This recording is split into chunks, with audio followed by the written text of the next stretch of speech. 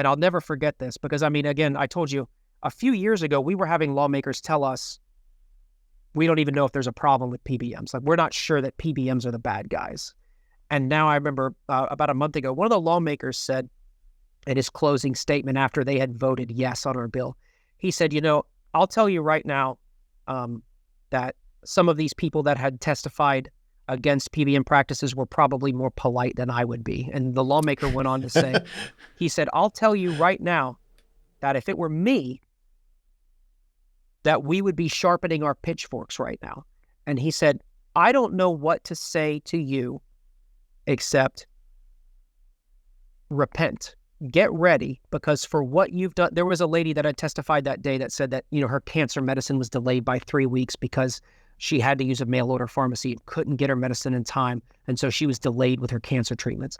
And he said, when you hear people like that, when you affect people's lives like that for greed, just be ready, because I know, and that people will burn in hell for things like that. And I'm thinking, oh my goodness. So, I mean, the progress that we've made in this state, and I think the progress that remains to be made in other states, are such that those kinds of stories, those kinds of grassroots efforts will absolutely change people's minds and make your advocates your biggest allies as well. Yeah. I mean, that transparency is just what has been missing for so many years.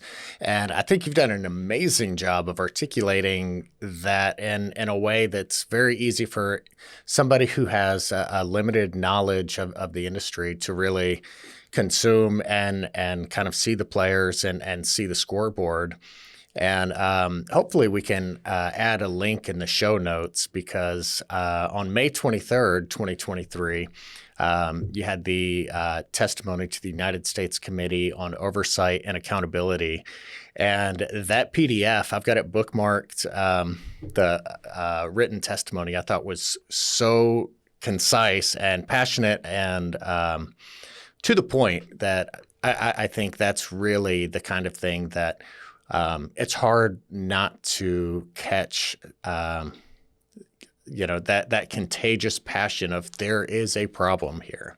So hopefully I can put that in the show notes so that everybody can read that. But tell me a little bit about that experience, because I was really excited to see that when I found the link. So it was pretty cool. So I was with my wife and my daughter at the Taylor Swift concert, and I got an email, and so I'm just, whatever. I'm sitting there reading my emails while they're enjoying the concert, and it's like, it's something about House testimony, and I was sure because just the previous week I had talked to the Florida State House, so I was thinking that someone had wanted to discuss some comments that I had made at the Florida State House, and I started reading it, and I said, oh, that says house.gov. They're talking about the house, like the people's house. So I thought, oh shoot, this is kind of big right here. So, so I start texting some people, and I was like, is this for real? And, like I still, I was like, I'm getting gagged or something like that. Like, this is just, for fun. Like, somebody's playing a joke on us. So, I emailed him back and I said, okay, that sounds great. I would love to talk to you. So, it's like he sent me like a Teams meeting link or whatever. And I'm thinking maybe they just want like a little bit of background from me, or, so we start talking, and they're like, hey, we saw what you talked about in the Florida House, because, we saw the recording of it. We listened to what you said. We're interested in what you had to say. I had made some comments about the TRICARE program because Jacksonville's a big military town. We have 2 Navy bases. We have a Marine battalion detachment here as well. Like, it's a big military town. So I had made some comments about TRICARE, which at the state level, TRICARE is a federal program. So I don't really talk about TRICARE a lot at the state level because there's really nothing that they can do about it. They hate it. They wish that more pharmacies could participate in the network and that the network was more fair, but it's a state problem. I mean, it's a federal problem, and the state's not really going to be able to do anything about it. But I had made some comments just because it's frustrating, and we're a Navy town, and I like to let people know about what's going on in our corner of the world, and TRICARE was a big problem, continues to be a big problem for us then.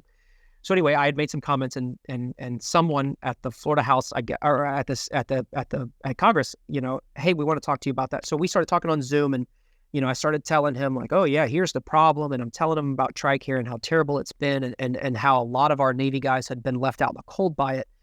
And I'm talking about all the other stuff and PBMs. And I said, man, this, at the end of the call, I was like, man, this is really great. Like, I'm so glad you guys are looking at this. I didn't really have a lot of concept on what happens at the federal level. I was really focused on state level. And I was like, I hope whatever you guys are doing is really great. And I hope that I helped in whatever way I could. And then like a couple of days later, they're like, hey, we're going to send you a letter and we want you to come and testify.